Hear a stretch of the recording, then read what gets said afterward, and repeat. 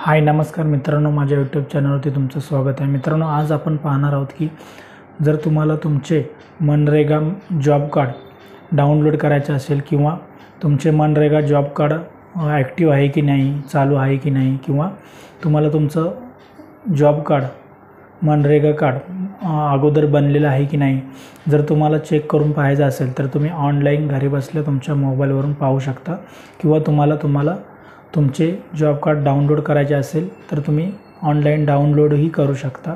तर चला आपण या व्हिडिओमध्ये तेच पाहणार आहोत की आपण कशा प्रकारे आपले मनरेगा जॉब कार्ड आपल्याला पाहता येईल किंवा ते डाउनलोडही करता येईल आणि त्याचं जे स्टेटस आहे, ॲक्टिव्ह आहे नाही आहे, तर ते आपण ऑनलाईन पाहणार आहोत। तर मित्रांनो, जर तुम्ही चॅनलवरती नवीन असाल तर चॅनलला सबस्क्राईब करा आणि व्हिडिओला लाईक करा। तर चला आपण पाहूया की कशा प्रकारे आपल्याला आपले जॉब कार्डची माहिती आपल्याला ऑनलाईन मिळवता येईल।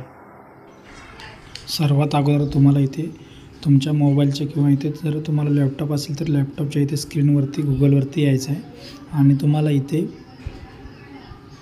पंचायत अशा प्रकारे इथे तुम्हाला सर्च करायचं आहे। इथे सर्च केल्यानंतर इथे जी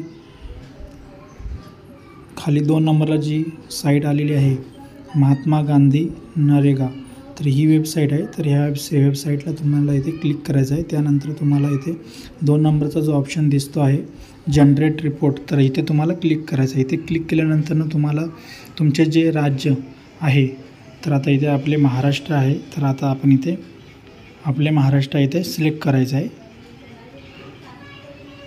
तर आता इथे आपण महाराष्ट्र सिलेक्ट केलेला आहे। त्यानंतर इथे ऑप्शन येतील काही, तर इथे तुम्हाला तुमचा जो तुम्हाला ज्या वर्षाचं चेक करायचं आहे तुमचं मनरेगा कार्ड जॉब कार्ड जे आहे, तर ते इथे 2024-25 इथे आपण सिलेक्ट करायचं आहे। त्यानंतर तुमचा जो जिल्हा आहे तर तो इथे सिलेक्ट करायचा आहे। त्यानंतर सिलेक्ट ब्लॉक, तर इथे तुम्हाला तुमचा जो तालुका असेल तर तो तालुका तुम्हाला इथे सिलेक्ट करायचा आहे।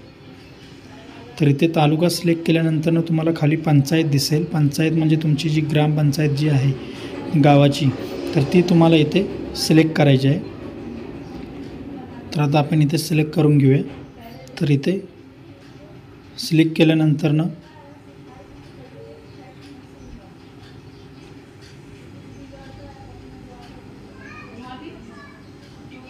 तर आता इथे आपण सिलेक्ट करून घ्यायचं आहे जे आपली पंचायत आहे। तर इथे सिलेक्ट केल्यानंतर तुम्हाला खाली प्रोसेस्डचा ऑप्शन दिसेल, तर इथे तुम्हाला क्लिक करायचं आहे। इथे क्लिक केल्यानंतर बऱ्याच साऱ्या इथे ऑप्शन येतील, तर इथे तुम्हाला खाली यायचं आहे। खाली आल्यानंतर तुम्हाला इथे जॉब कार्ड एम्प्लॉयमेंट रजिस्टर हा ऑप्शन दिसतो आहे, तर इथे तुम्हाला क्लिक करायचं आहे। इथे क्लिक केल्यानंतर तुमच्या गावातील ज्यांचे मनरेगा कार्ड जॉब कार्ड जे बनलेले आहे तर त्यांची सर्वांची लिस्ट इथे तुम्हाला पाहायला मिळेल।